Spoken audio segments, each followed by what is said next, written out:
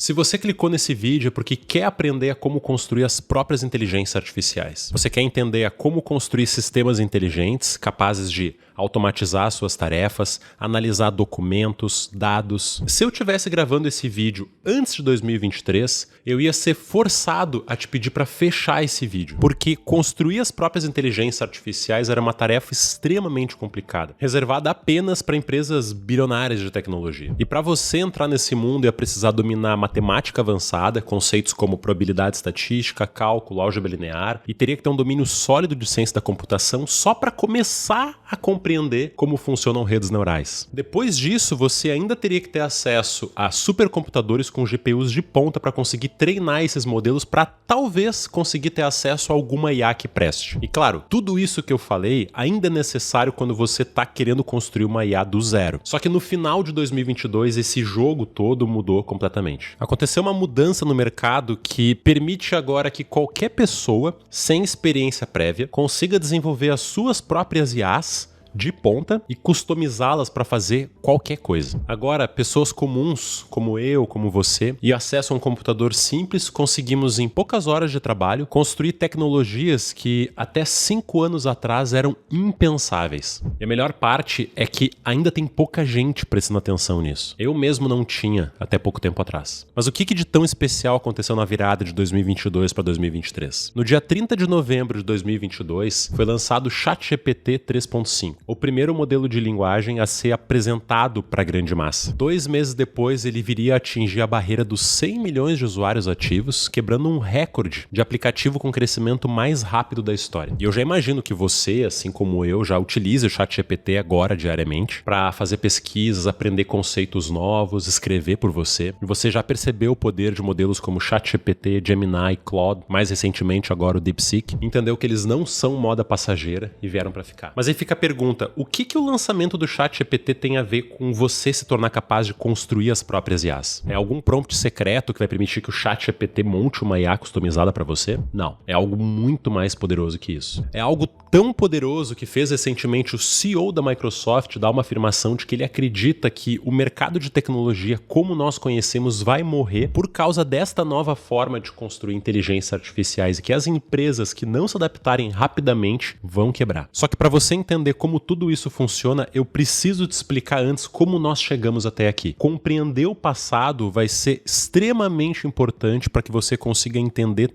todas as oportunidades que existem no presente. Então fica comigo por alguns minutos que eu te garanto que vai valer a pena. Vamos começar voltando um pouquinho no tempo. 75 anos atrás, para ser mais preciso. Esse é o Alan Turing. Você já deve ter ouvido falar dele, ou quem sabe já viu até o filme dele. Ele é considerado um dos pais da inteligência artificial. E esse aqui é talvez seu artigo mais famoso, o Computing Machinery and Intelligence, publicado em 1950. É nesse artigo que ele propôs o famoso teste de Turing, um experimento mental para decidir se uma máquina pode exibir um comportamento inteligente indistinguível de um ser humano. O teste funciona assim. Suponha que uma nova máquina inteligente está sendo testada e a gente coloca ela para conversar com o ser humano. E aí alguém vai lá e transcreve essa conversa e te apresenta. Se você, ao receber a transcrição dessa conversa, não conseguir distinguir entre quem a máquina e quem o ser humano, a máquina passou no teste de Turing e pode ser considerada como portadora de uma inteligência. Esse artigo influenciou uma geração inteira de pesquisadores que vieram depois dele que também estavam buscando construir inteligências artificiais. O próprio termo inteligência artificial só foi nascer lá em 1956 e nos primeiros anos da inteligência artificial, os cientistas começaram a programar as máquinas utilizando o que nós chamamos de regras explícitas. Esses eram o que nós chamamos de sistemas especialistas, que eles eram um conjunto de regras de se alguma coisa acontecer,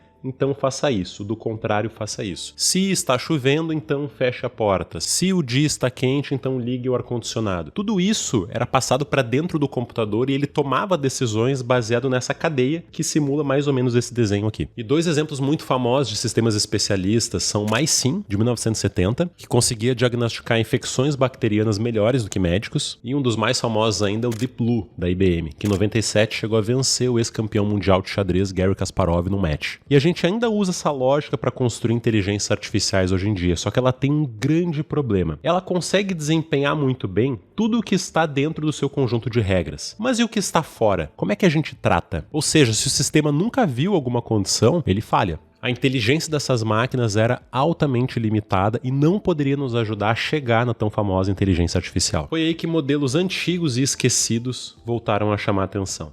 As famosas redes neurais. Diferente dos sistemas especializados, uma rede neural não utiliza um conjunto de regras pré-determinada. É ela quem chega nas suas próprias conclusões. E ela funciona como um cérebro digital capaz de ir aprendendo com dados. Ou seja, imaginem que vocês querem desenvolver um sistema para reconhecer essa imagem que isso aqui é um gato. Um sistema especializado precisaria analisar essa imagem e conseguir detectar aqui dentro quais são os padrões que fazem com que a nossa mente reconheça que isso aqui é um gato.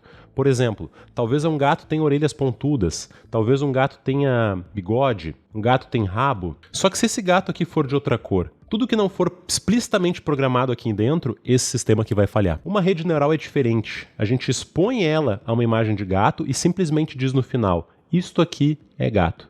E a gente apresenta milhões de exemplos de gatos diferentes, joga ele na rede, deixa com que a rede se treine automaticamente, mude os seus parâmetros internos e automaticamente ela vai entender quais são os padrões que ela tem que prestar atenção para que aquilo seja gato ou não. E a parte mais legal é que uma rede neural ela consegue detectar padrões que às vezes nós mesmos, seres humanos, não conseguimos explicar em regras, porque são coisas muito mais complexas, estão fora do nosso conhecimento. E esse conceito da rede neural ele já existia desde antes de 1950, só que ele não funcionava bem na prática. Porque para funcionar bem, uma rede neural às vezes precisa de milhões de imagens, com milhões ou mesmo bilhões de parâmetros aqui dentro. E os computadores da época simplesmente não conseguiam chegar perto de resolver isso aqui. Só que foi nos anos 2000, com a popularização das GPUs, que esses modelos voltaram a ganhar força. E em 2012, uma rede neural chamada AlexNet, que utilizou as GPUs para poder fazer o seu treinamento, conseguiu vencer uma competição muito famosa de reconhecimento de imagens. E chamou a atenção de novo da comunidade mundial para, cara, existe alguma coisa aqui nas redes neurais. Vamos explorar melhor. Foi aí que a comunidade científica, pelo menos, entrou no boom da exploração de modelos de inteligência artificial baseados em redes neurais. E eles cresceram tanto em popularidade que hoje em dia a gente tem um site chamado Hugging Face, que já tem mais de 1 milhão de modelos diferentes cadastrados lá para as mais variadas funções, classificação e geração de texto, de imagem, de áudio, de vídeo. E o interessante é que muita gente pensa que para conseguir construir as suas próprias inteligências artificiais, você obrigatoriamente vai ter que ser capaz de construir redes neurais, saber treinar elas, entrar nesse mundo que eu tô falando aqui. Mas existe um marco que mudou isso para sempre, que é o surgimento dos Foundation Models. Antes deles, treinar IAs, como eu apresentei aqui, como AlexNet ou todos os modelos do Hugging Face, era uma tarefa extremamente complicada, porque você precisaria entender de tudo aquilo que eu já citei antes, matemática, computação, ter acesso a bom hardware, mas também precisaria ficar lendo papers diferentes para entender melhores estratégias de refinar hiperparâmetros, como treinar modelos de maneira mais eficiente. E a pior parte é que cada rede neural era capaz de desempenhar apenas uma tarefa bem feita. Ou seja, se tu quisesse construir uma IA para analisar imagens, tu precisaria recorrer às redes neurais convolucionais. Se tu quisesse utilizar uma IA para analisar texto, redes neurais recorrentes. Cada problema tinha uma arquitetura específica. E isso começou a mudar em 2017 com o lançamento do artigo Attention is All You Need,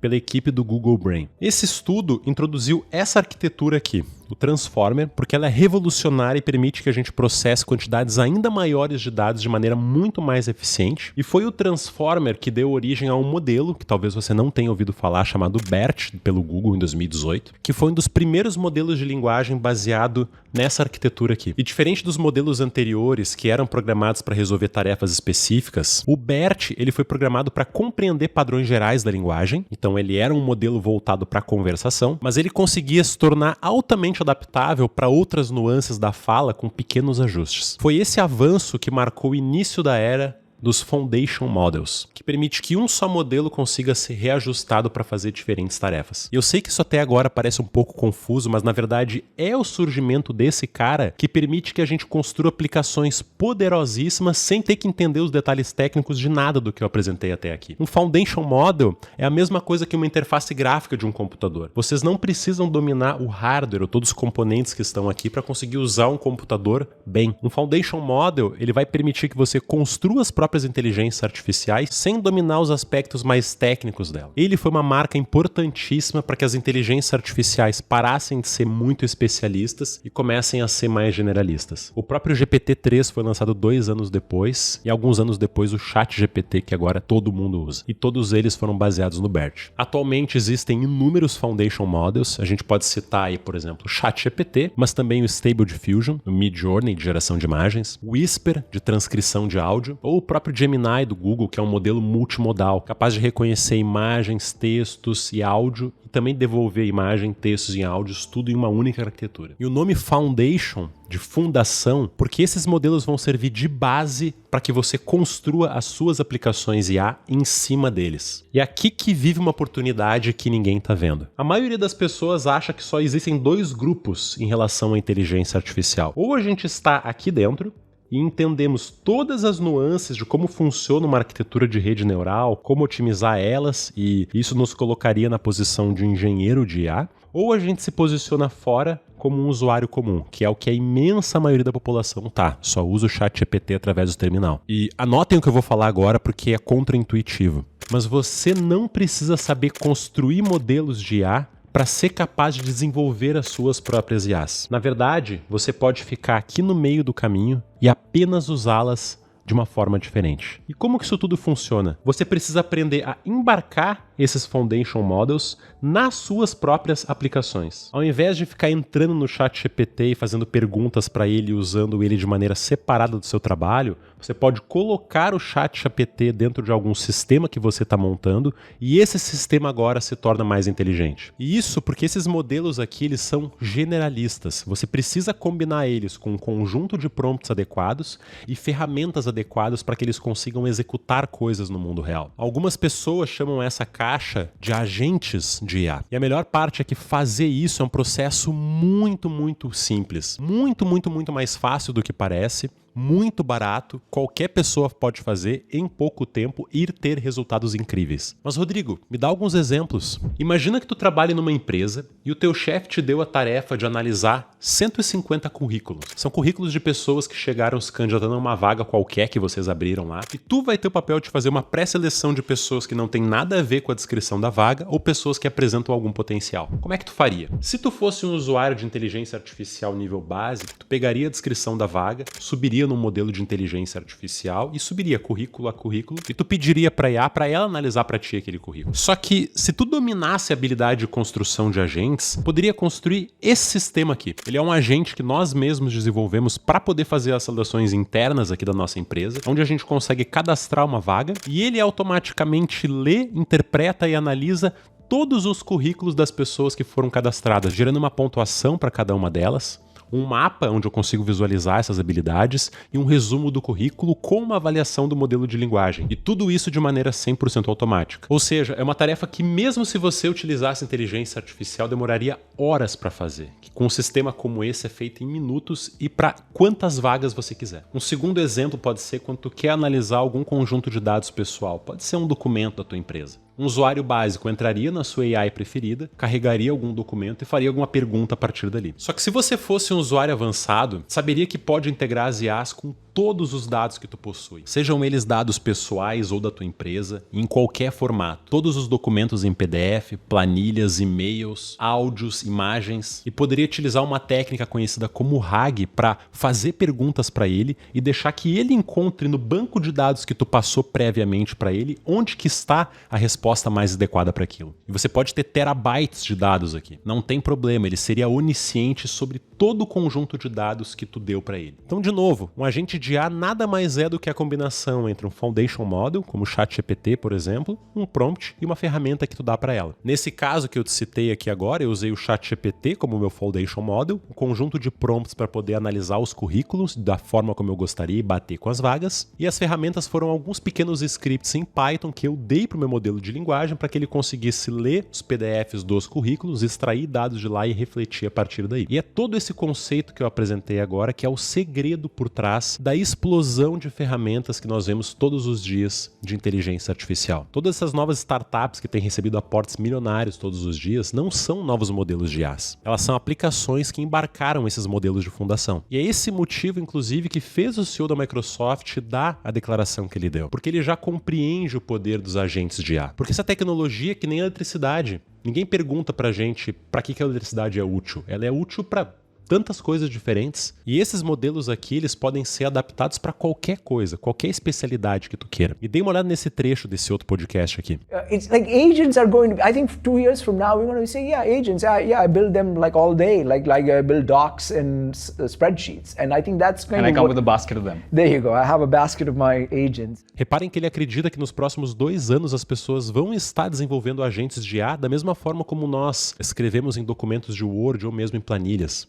2 anos, cara. O mercado vai mudar tanto assim em 2 anos, porque essa tecnologia ela é muito, muito, muito revolucionária. Em breve, saber construir agentes de IA vai ser pré-requisito para a grande maioria das vagas de emprego. E eu acredito de verdade que pessoas também vão ser avaliadas pela qualidade dos agentes que estão desempenhando, da mesma forma como a gente é avaliado hoje pela qualidade das planilhas que a gente entrega. Mas você precisa se atentar a esses sinais do mercado e agir agora. E como fazer isso? Em primeiro lugar, tu precisaria aprender programação, Python, é o que eu te indico. Lógica de programação, os tipos de dados básicos, estrutura de controle de fluxo. Depois que entender isso, vai precisar entender a como se conectar com APIs dos modelos de linguagem, como ChatGPT e Claude. Isso vai nos permitir passar instruções para eles através do código. Depois disso, vai ter que estudar, é claro, engenharia de prompt. Vai ter que estudar como passar diferentes tipos de dados da maneira certa para que os modelos consigam consumir de maneira eficiente. E por fim, tu precisa estudar sobre como construir as tuas próprias ferramentas e passar de tal forma que os modelos consigam utilizá-las. E aqui eu vou ser muito sincero de novo. Tudo isso que eu acabei de falar, tu consegue na internet. Tem muito artigo por aí gratuito, tutorial, livro, vídeos no YouTube falando um pedacinho de cada uma dessas coisas. E aqui vou ser sincero com vocês. Todo esse passo a passo que eu passei, vocês conseguem encontrar na internet. Tem muitos cursos gratuitos por aí, muitos artigos, tutoriais, livros, onde cada um desses passos pode ser encontrado de maneira não formatada, mas que dariam para vocês uma visão geral se vocês investissem por tempo suficiente. E o segundo convite que eu deixo, obviamente, é que vocês cliquem no link que está aparecendo aqui embaixo na descrição. A gente tem lá na trilha aplicações IA com Python. Tudo isso aqui estruturado, do início ao fim, mesmo que tu nunca tenha tido qualquer contato com programação, até a parte de construir os teus próprios agentes. É uma trilha de cursos que já contém mais de 50 horas, com mais de 10 projetos, sobre tudo isso que eu falei para vocês aqui. Programação, trabalhar com modelos de linguagem, trabalhar com modelos do Hugging Face, construir agentes, explorar bem o LangChain. Enfim, tudo que vocês precisam para estar prontos aí para essa transformação do mercado que eu acredito que vai acontecer nos próximos anos. Então é isso, espero que tenham gostado do vídeo. Qualquer dúvida que tenha ficado, por favor, deixem aqui nos comentários. Forte abraço e até o próximo vídeo.